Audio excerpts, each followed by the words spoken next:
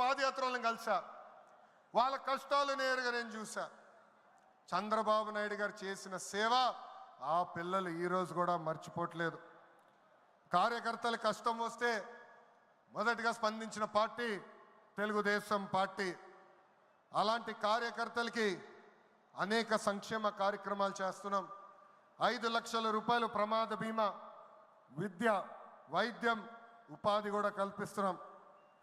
జాతీయ అధ్యక్షుల పిలుపు మేరకు అలాంటి కార్యకర్తలు ఆదుకునేదానికి, వాళ్ళ సొంత కాలుపై నిలబడడానికి, వాళ్ళకి ఆర్థిక స్వాతంత్రం వచ్చేదానికి ఒక ప్రణాళిక కూడా మేము రూపొందిస్తున్నాం.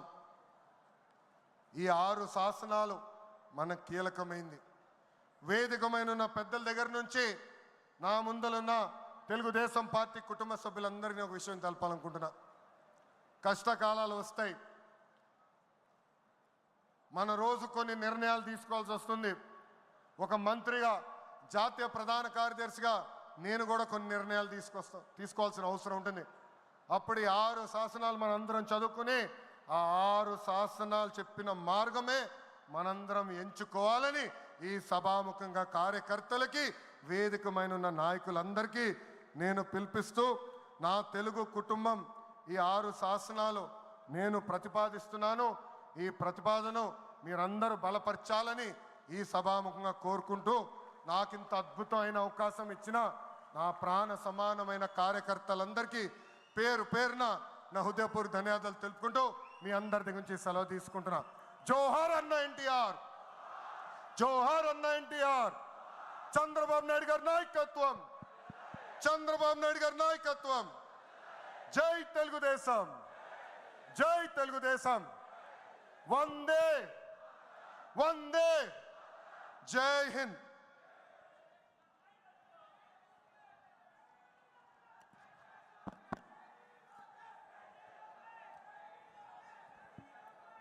ఇది ట్రైలర్ మాత్రమే, అవి పిక్చర్ బాకీ హై.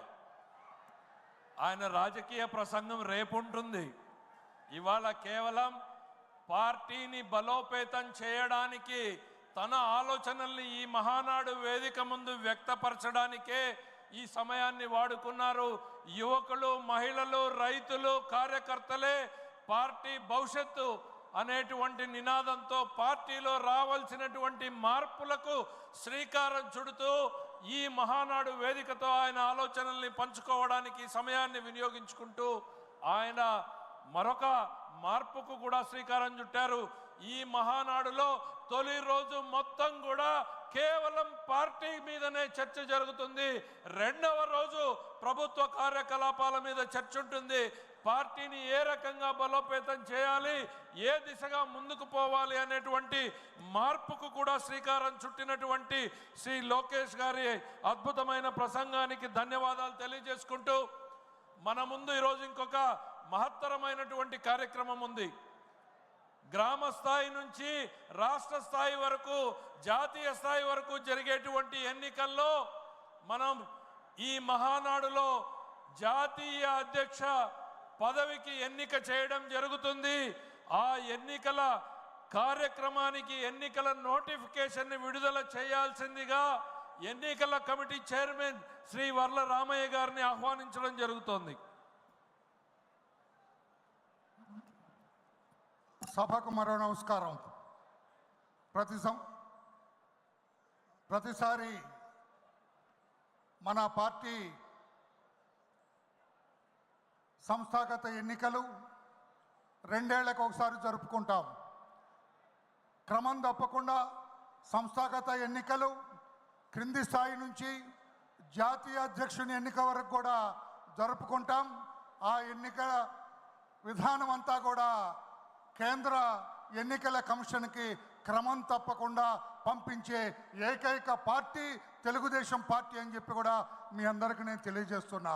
ఈ దఫా సంస్థాగత ఎన్నికల నిర్వహణ కోసం మన పార్టీ జాతీయ అధ్యక్షులు మాన్యశ్రీ నారా చంద్రబాబు నాయుడు గారి ఆదేశాల మేరకు నన్ను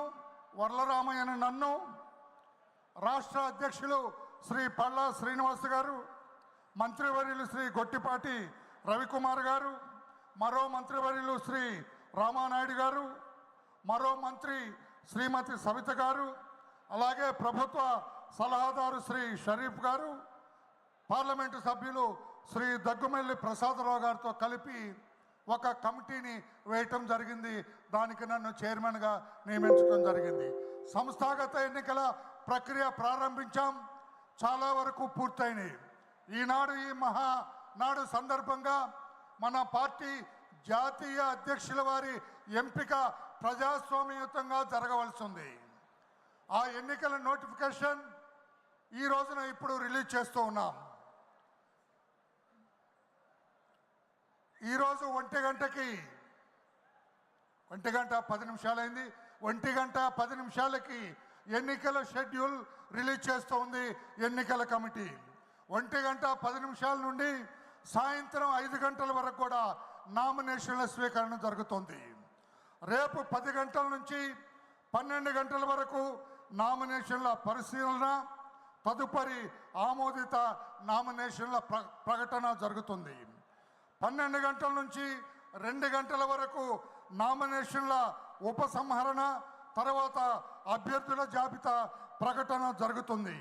మధ్యాహ్నం 2 గంటల నుంచి రేపు మధ్యాహ్నం 2 గంటల నుంచి సాయంత్రం 4 గంటల వరకు ఎన్నికలు జరుగుతాయి. 4 గంటల తర్వాత ఎన్నికల ఫలితాలు మీ ముందు ఉంచడం జరిగింది. మా ఎన్నికల కమిటీ తరఫున మీ అందరికీ విజ్ఞప్తి చేస్తున్నాం. ఎన్నిక ప్రజాస్వామ్యయుతంగా జరగాలి. ఎవరు మనకి అండగా ఉంటారు, ఎవరు మన పార్టీని సమర్థవంతంగా నిర్వహించగలరు, ఎవరు మనందరినీ ముందుండి నడపగలరు, ఎవరు మన పార్టీని అధికార పీఠాన మరలా మరలా మరలా మరలా అధిష్టింపజేయగలరు, వారిని సమర్థుణ్ణి మీరందరూ కూడా ఆచితూచి ఎంపిక చేయాలని చెప్పి కూడా కోరుకుంటూ ఈ ప్రకటన విడుదల చేస్తున్నా. పక్కనే ఎన్నికల కార్యాలయం ఉంది. అక్కడ నామినేషన్ వేసేవాళ్ళు ఎవరైనా ఉంటే అక్కడికి వచ్చి వేయొచ్చు అని చెప్పి కూడా తెలియజేస్తున్నా. నమస్కారం, అందరికీ నమస్కారం. Thank you.